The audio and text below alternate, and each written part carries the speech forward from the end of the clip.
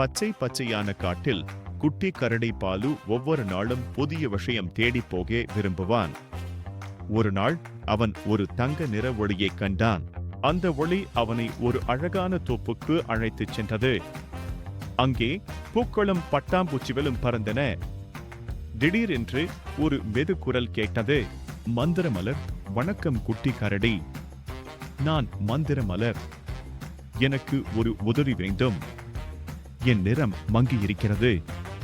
நண்பர்கள் சிரித்தால் நான் மீண்டும் பிரகாசிப்பேன். பாலு, ஆஹா, சிரிப்பா? அது ரொம்ப சுலபம்.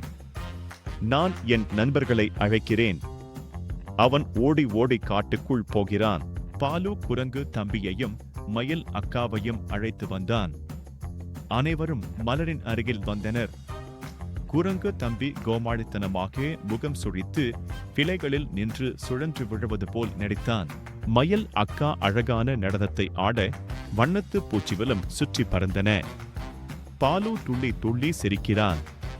அவர்கள் சிரிக்க சிரிக்க மந்திர மலர் மெதுவாக ஜொலித்து வர்ணம் மாறி ஒளி பறக்க ஆரம்பித்தது.